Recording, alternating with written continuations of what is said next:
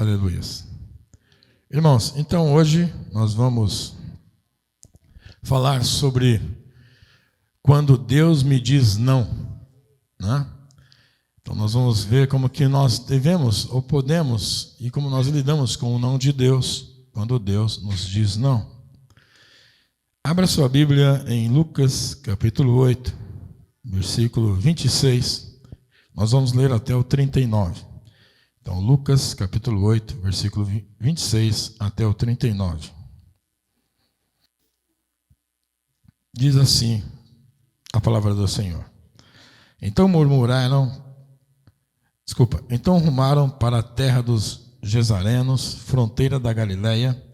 Logo a desembarcar, veio da cidade ao seu encontro um homem possesso de demônios, que havia muito não se vestia, nem habitava em casa alguma, porém vivia nos sepulcros. E quando viu a Jesus, prostrou-se diante dele, exclamando e dizendo em alta voz: Que tenho eu contigo, Jesus, Filho do Deus Altíssimo?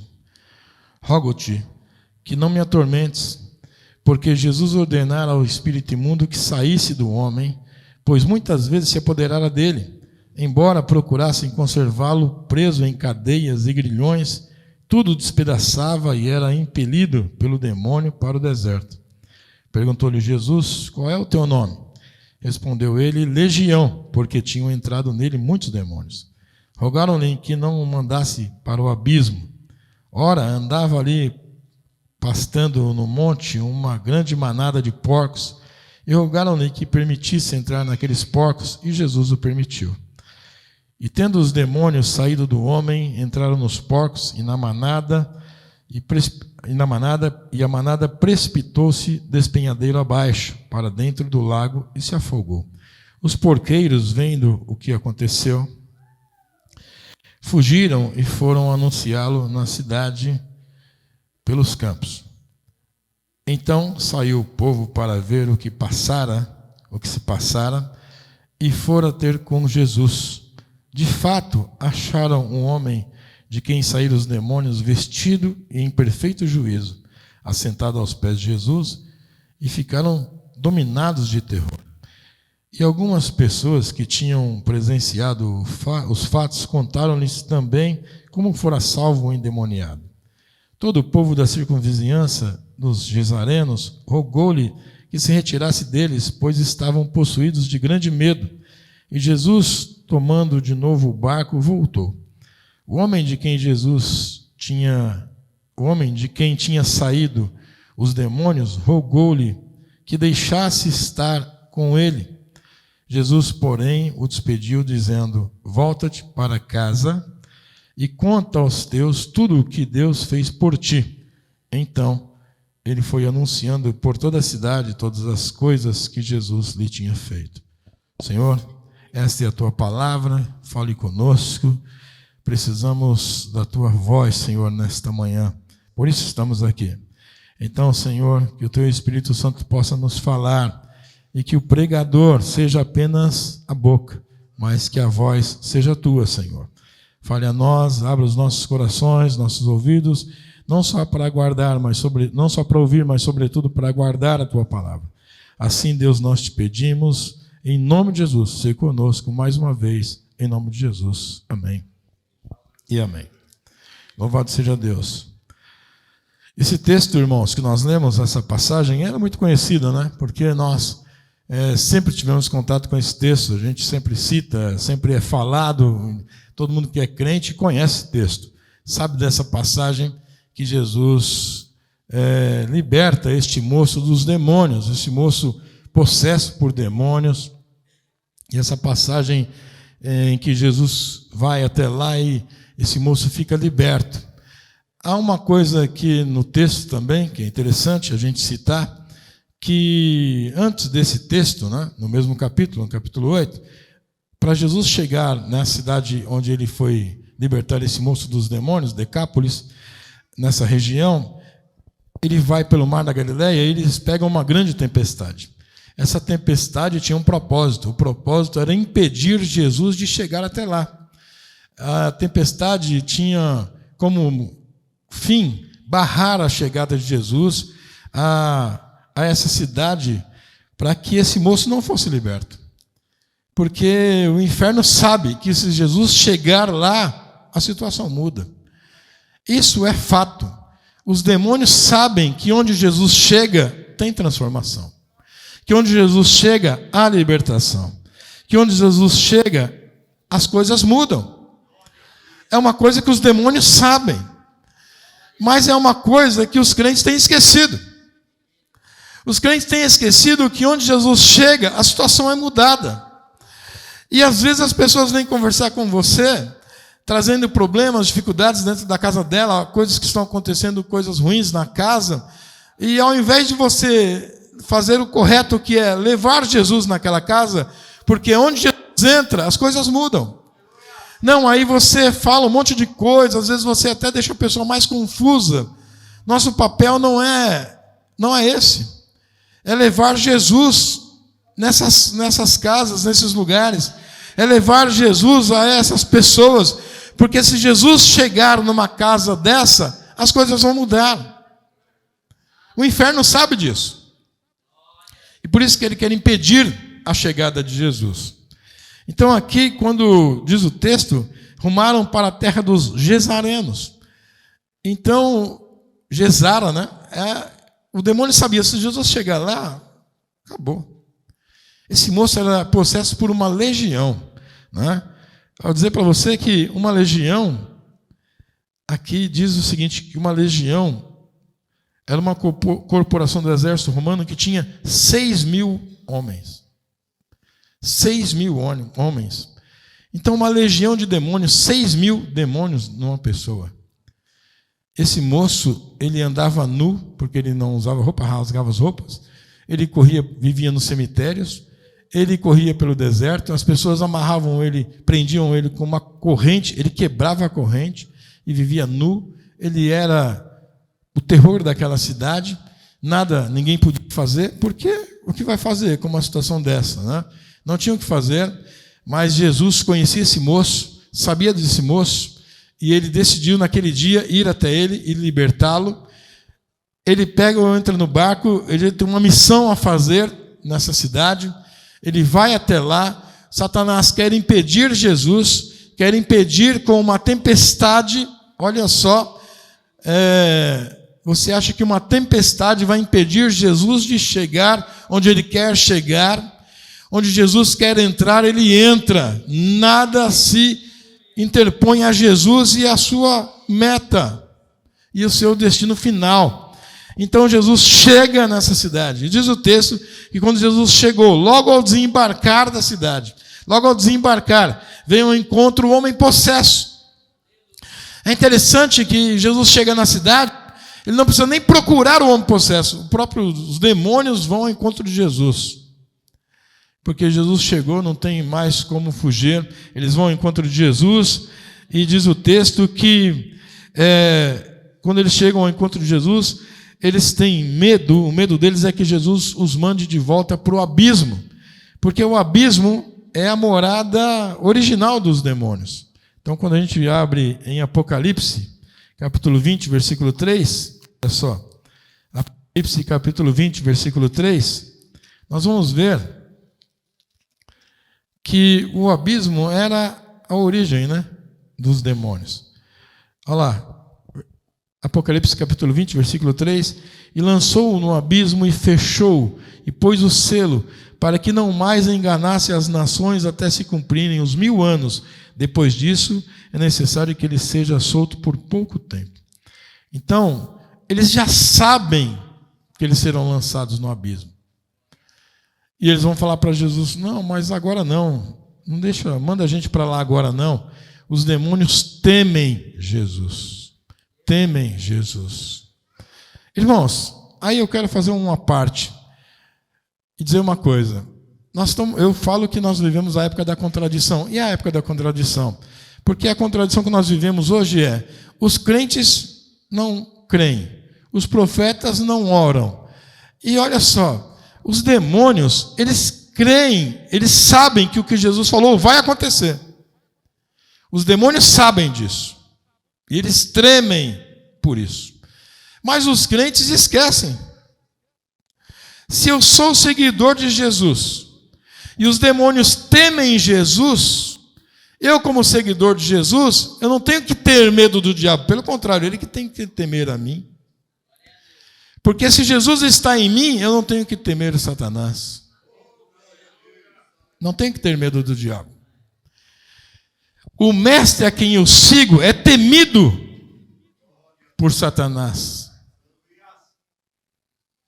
O mestre a quem eu sigo, o Cristo de quem eu sou e a quem eu sirvo, foi o que Paulo falou quando o barco estava afundando na ilha de Malta. Ele disse: o Deus de quem eu sou e a quem eu sirvo me disse que ninguém vai morrer. E eu digo: o Cristo de quem eu sou e a quem eu sirvo é temido no inferno. Então eu não tenho que temer Satanás. Eu tenho que ter temor a Deus. Eu tenho que buscar a Deus. Eu tenho que ser cheio do Espírito Santo. E o homem que fica de joelhos diante de Deus se mantém de pé diante de Satanás, porque não tem que temer. E aí então os demônios vão ao encontro de Jesus, porque Jesus ordenara que ele saísse, entrasse, fosse para o abismo. E diz o texto que Jesus pergunta: qual é o teu nome? Eles respondem: Legião. E rogavam-lhe que não os mandasse sair para o abismo. Eles sabem que vão para lá. Mas eles falaram: mas logo agora? Não, espera um pouco, Jesus. Não, agora não, porque eles sabem, irmão. Ali é só uma questão de tempo. Satanás já está derrotado. Já está. Satanás está derrotado. Ele já está derrotado. Ele sabe que a derrota dele já está decretada. Está escrita na palavra de Deus. E nós sabemos que esta é a verdade, e o diabo também sabe. E então, eles vão surgir como uma alternativa. E então eles dizem: olha, andava por ali passando no monte uma grande manada de porcos, e rogaram-lhe que lhes permitisse entrar naqueles porcos. Então os demônios tentaram fazer ali com Jesus um acordo, perguntaram: Jesus, o Senhor não permite que a gente entre nesses porcos? Porque eles precisam de um corpo para estar, não vão estar mais no homem. Então para onde eles vão? E entram nos porcos. Jesus disse sim, autorizou. E eles entraram nos porcos, e os porcos se lançaram num precipício e morreram afogados. Nós não vamos entrar aqui no detalhe do prejuízo dos homens que criavam porcos, porque em Israel a lei, em Levítico, mostrava que era proibido criar porcos, e eles estavam criando porcos. Então a gente não vai entrar nesse detalhe, mas vamos dizer o seguinte, que os demônios foram arrasados.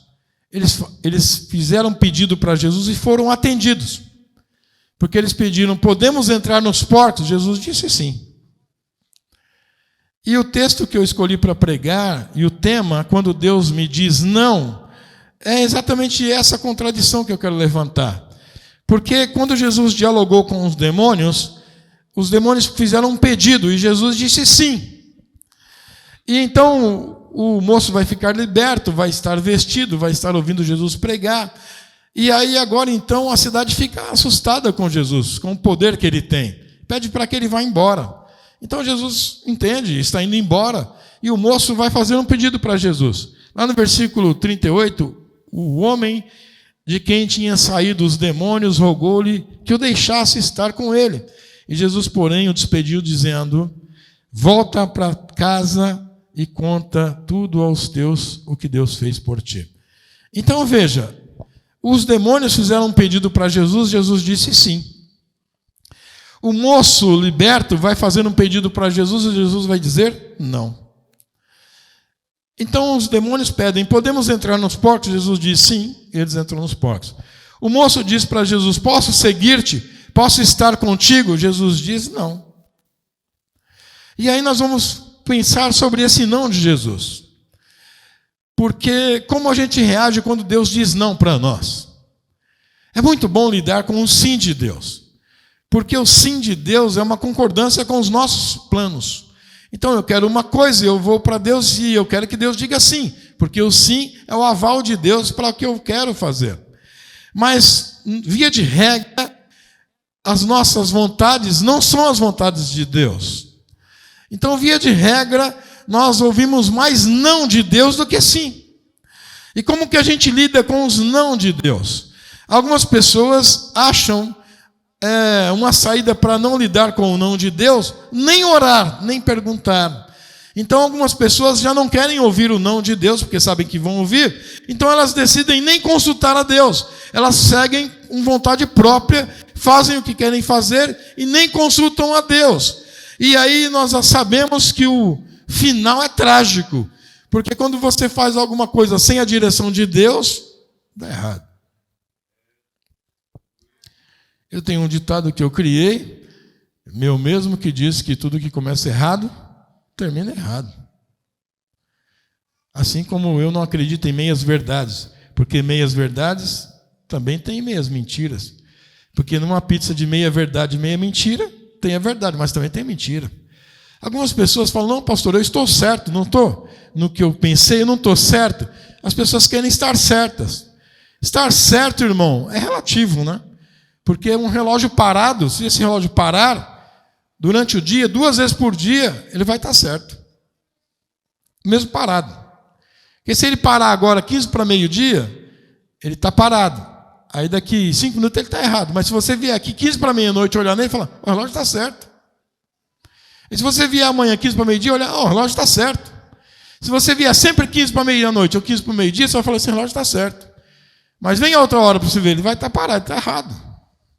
Então esse negócio de eu estou errado, eu estou certo, é relativo, porque o nosso ponto de vista não é verdadeiro, é um ponto desfocado, é errado. Nossa visão é deturpada sobre a realidade.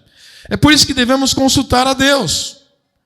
Esse moço fez uma boa pergunta para Deus. Olha que pergunta que ele fez para Jesus, aliás. Ele pergunta para Jesus, eu quero te seguir, o pedido é seguir a Cristo. Ele quer estar com Jesus. Jesus diz não. Irmão, como que pode o mesmo Jesus que deu um sim para o diabo dizer um não para o moço? Tem alguma coisa errada? Não está nada errado. O não que Jesus disse para Satanás, ali para os demônios, era um não que ia destruir, era um sim, aliás, um sim destrutivo. O sim que Jesus disse é um sim que vai destruí-los, porque eles entraram nos portos e lançaram-se no precipício. Então Jesus disse para aquele moço um não. O sim que Jesus disse para Satanás é um sim que levou à destruição. O não que Jesus disse para o moço é um não que vai levar à construção. E é por isso que nós temos que lidar com os nãos de Deus. Porque os nãos de Deus não visam nos destruir, visa nos construir. Não visa nos prejudicar, visa nos favorecer. Então, o não de Deus, ele é pedagógico, instrutivo, construtivo. Ele é bom, salutar, ele é educativo. O não de Deus é maravilhoso. O não de Deus é amargo no começo, mas depois você vê quão doce ele se torna. Quando você percebe do que Deus te livrou, do que Deus te livrou, do que Deus te tirou. Porque a nossa visão ela é limitada. Então, o não de Deus é importante para nós. Então, quando Deus me diz não, eu posso chorar. Pastor, Deus disse não, por isso que eu estou chorando. O que o Senhor me diz? Eu vou ler a Bíblia e digo, o choro pode durar uma noite, mas a alegria vem pela manhã. Pode chorar. Então, esse moço ele vai fazendo um pedido. Jesus, eu quero estar contigo. Eu quero estar contigo. O óbvio seria, lógico, vamos comigo. Jesus disse, não. Fique com a tua família e conte aqui tudo que Deus fez por você. Sabe por que Deus disse não para aquele moço? Porque Jesus estava dizendo não para seguir a ele por onde ele fosse, porque o não de Jesus é, não, você não vai seguir a mim. Você não vai andar comigo. Você tem uma missão diferente, melhor. Você vai estar aqui e vai ser o meu missionário. O não de Jesus era missionário. Porque quem vai pregar em Decápolis? Eu quero te dizer que Decápolis, Deca é 10 cidades. 10 cidades fora da cidade da Galileia, fora do povo ali. Era um povo estrangeiro, entre aspas, né? Um povo de Israel que vivia afastado. Uma cidade chamada, uma cidade gentílica, uma cidade apensa, né, ao povo de Israel, uma religião apensa ali, gentílica, quem vai pregar naquela região de Decápolis? Quem vai ser o missionário de Jesus? Jesus poderia chamar um dos 12 discípulos e ordenar sobre ele uma oração e poder e falar, vai em Decápolis e pregue o meu nome. E um discípulo ia entrar lá e pregar em nome de Jesus, ia ser uma bênção. Mas Jesus quer pregar em Decápolis, naquelas 10 cidades gentílicas, ele tem que eleger um missionário. E Jesus vai lá em Decápolis para levantar um missionário. E quando Jesus chega em Decápolis, ele não pergunta quem é o homem mais religioso da cidade, quem é o homem que mais conhece a Bíblia na cidade, quem é o homem mais pio da cidade. Não, Jesus vai na cidade de Decápolis, nas cidades, né, na região de Decápolis, que é uma cidade com 10 cidades, e ele vai naquele lugar, e ele vai ter quem lá como missionário? O endemoniado da cidade. O endemoniado daquele lugar vai ser missionário de Jesus. O endemoniado daquele lugar vai ser ele quem vai pregar Jesus. O testemunho do endemoniado é que agora ele não é mais endemoniado. Quem melhor para falar do poder de Deus do que alguém que foi liberto de 6.000 demônios? Uma coisa seria Pedro de chegar lá e dizer, Jesus pode te libertar de demônios. Outra coisa é o endemoniado da cidade chegar lá e dizer, ele me libertou. As pessoas que antes fugiam deste homem, agora vão parar para ouvi-lo. Porque ele é o testemunho vivo do poder de Jesus. Ele é o testemunho vivo de Jesus andando sobre as ruas, andando na cidade. Ele é o testemunho vivo de Jesus andando naquelas 10 cidades. Decápolis, o homem está pregando, agora ele é um testemunho vivo do poder de Deus, daquilo que Jesus pode e faz. Então, às vezes, Deus diz não para nós porque ele tem algo maior. Porque o não de Deus vai nos conduzir a fazer algo maior para ele. Aquele moço seguir Jesus poderia seguir. Olha só, não seria um dos 12, porque Jesus tinha 12 discípulos, aqui já tinha os 12, mas tinha uma multidão que seguia Jesus. Uma multidão. E a gente vê que quando Jesus estava no aperto mesmo, chamou 2 e eles ainda não estavam perto. E quando eles estavam no aperto mesmo, na cruz, só tinha um que estava lá olhando para Jesus, que era João. Ou seja, então talvez se esse moço fosse um seguidor de Jesus, ia ser mais um dos seguidores que Jesus já tinha tantos. Mas quem vai pregar em Decápolis? Ninguém melhor do que esse moço. Então Jesus disse para ele não. Jesus estava visando não o bem-estar do moço, não. É bom ele estar comigo, eu quero estar com Jesus, vou atender o pedido desse moço. Não. Você foi liberto para pregar. Você está liberto, então agora pregue. Você foi liberto para falar, então agora vai e fale. Aí Jesus disse para ele, vá e fale, vá e conte aos teus tudo o que Deus fez por ti. Então foi ele anunciando por toda a cidade, todas as coisas que Jesus lhe tinha feito. É um missionário. Então quando os discípulos foram pregar em algumas cidades, muitas cidades, quando os discípulos vão pregar, as pessoas já conhecem Jesus. Porque os discípulos não foram os pioneiros. Algumas pessoas já foram enviadas antes, até mesmo pelo próprio Jesus. Pessoas que viam Jesus fazer os milagres, coisas que Jesus fazia, eles iam para suas cidades e se transformavam em missionários de Jesus. Então, irmãos, eu quero dizer, como você lida com o não de Deus? Deus te disse não. Não é para que Deus quer o mal, seu mal. Deus não quer te destruir, pelo contrário. Deus quer te preservar. Deus quer te abençoar. E é por isso que o não de Deus foi ouvido por você. Ouça o não de Deus. Aprenda a conviver com o não de Deus. E saiba que o não de Deus está te ensinando alguma coisa. E um dia você vai agradecer. Hoje, com 53 anos, eu olho para o meu passado, eu olho lá atrás e falo, puxa vida, quantas coisas eu pedi para Deus. Aí eu falo, ainda bem que Deus não permitiu. Eu falo, olha onde eu estaria. Meu Deus, olha onde eu estaria. Aí eu vejo algumas coisas e falo, olha, era para ser eu lá. Graças a Deus que Deus me tirou dessa. Muito obrigado, Senhor. Mas antes, né, a gente fica revoltado, né, nervoso. Mas olha os livramentos que Deus deu.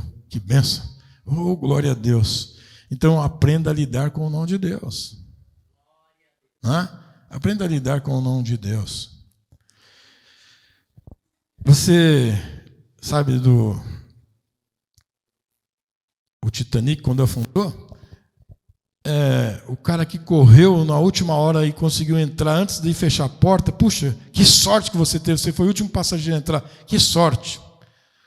E o cara que perdeu a viagem porque se atrasou, que azar, perdi a viagem. No final, quem foi o que teve sorte, quem teve azar? O cara que teve azar porque perdeu, quando soube do afundamento, que as pessoas morreram, disse, que sorte não ter ido. E o outro que embarcou, quando estava afundando, morrendo, ele pensou, que azar que eu dei ter entrado nesse navio. Deus sabe os navios que a gente entra, Deus sabe os que vão chegar até o fim e os que vão perecer. Por isso que Deus não permite a gente embarcar em alguns. Nos priva de fazer algumas viagens, porque Deus sabe o final. Não é? Agora, se a gente sair embarcando em tudo por aí, a gente vai quebrar a cara. Então, por isso que a gente tem que consultar a Deus.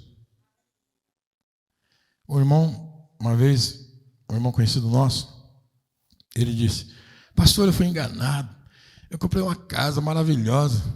Aí na enchente, perdi todos os meus móveis. Eu falei, então não é tão maravilhosa a casa, né? Porque tem inundação. Você não sabia? Ele falou, pastor, eu não sabia. E não sei o que, eu fui enganado. Eu perguntei para os vizinhos, eu perguntei para fulano, eu perguntei para ciclano, todo mundo falou bem. Eu falei, e o que Deus disse? Ele falou, então, eu só não orei. Então, por isso que aconteceu isso, né? Perguntou para todo mundo, menos para Deus. Perguntasse para aquele que manda a chuva. Senhor, essa casa aqui, quando o Senhor mandar a chuva, ela vai aguentar? Porque quando o Senhor vai mandar de chuva? Não, meu filho, aí não vai aguentar. Então, Senhor, eu vou para outro lugar. Consulte a Deus. As pessoas têm medo de ouvir o não de Deus. Eu quero tanto, porque e se Deus dizer não? Então não vou nem perguntar. Aí você embarca e se dá mal. Eu quero terminar com uma ilustração para você entender. Mas, irmãos, pense bem no que eu estou dizendo aqui. Eu estou pregando essa palavra porque Deus me deu uns nãos também durante a minha vida, muitos nãos. O que eu ouvi de não de Deus, eu já estou tão afeto a ouvir não de Deus, que quando eu vou orar, eu já vou com um não. Não é? Porque eu já preparo meu coração, porque eu sei que o não de Deus vai me ensinar. E quando Deus fala não, eu falo, então amém, agora eu vou abrir meu olho para ver o que eu vou aprender. Porque Deus vai me ensinar. É um não instrutivo de Deus. Já pensou se Deus dissesse tudo, sim para tudo? Sim para tudo? Você é pai, um bom pai tem que dizer sim para tudo, tá bom. Aí meu filho está lá, ele pega um litro de cândida e fala, papai, posso beber? Sim, pode beber. Papai, posso sair andando na rua sozinho? Pode sair, pode ir. Sim, não, tem que falar não. Às vezes o João reclama, pai, você só fala não para mim. Eu falo, você só faz pergunta negativa. Faz uma coisa boa que a resposta muda. Agora, só fala coisa que não posso mudar. A resposta não vai mudar.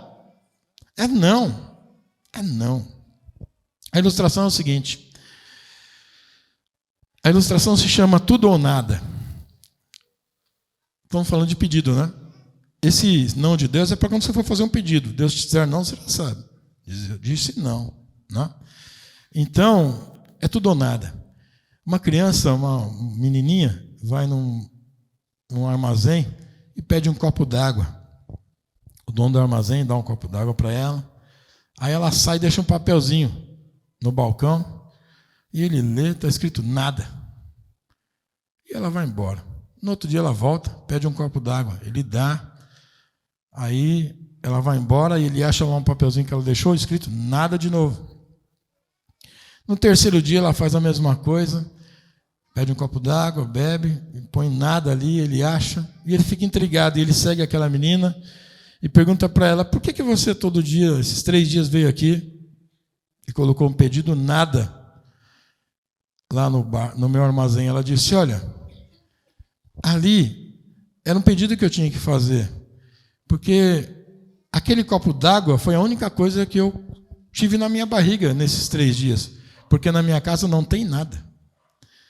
Então eu ia lá para pedir alguma coisa, mas eu não conseguia pedir, então eu colocava nada. porque também na minha casa não tem nada. Aquele homem se constrangeu, fez uma grande cesta, levou na casa dela bastante alimento, e depois que ele entregou para ela tudo aquilo, a família se alegrou, ela deu um papelzinho para ele que estava escrito tudo. E ele foi para casa e se entregou também. Por que será que ela não me entregou? Mas o que é o pensamento? A menina foi lá e ela tinha os 2 papelzinhos no bolso para entregar, nada ou tudo. E ela entregava o nada. E a conclusão é: quem nada pediu, tudo recebeu. Porque às vezes a gente pede tudo, a gente quer tudo, e não recebe nada. Quem nada pediu, tudo recebeu. Se ela fosse lá e falasse: eu quero tudo, tudo o quê? Tudo não pode, tudo não tem, tudo é difícil. Mas ela só pediu um copo d'água e nada. E ela recebeu tudo. Amém? Que nós saibamos pedir para Deus aquilo que nós precisamos e aprender a lidar com esse não de Deus também precisamos. Amém? Amém. Vamos lá, então, vamos para a nossa ceia. Vamos para a nossa ceia agora.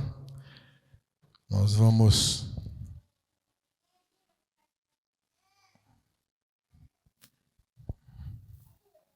organizar aqui para a gente fazer a ceia. Louvado seja Deus. Eu sei, irmão, que essa pregação aqui, ela é um anticlímax, né? Eu sei que as pessoas vêm para a igreja e falam assim: eu quero que Deus fale comigo. Aí ele quer que você leia Salmo 46:10. Ou então, Josué: não temas nem te espantes, porque eu sou contigo. Aí o cara sai daqui falando: aí, tá vendo? Deus está comigo, agora eu vou fazer mesmo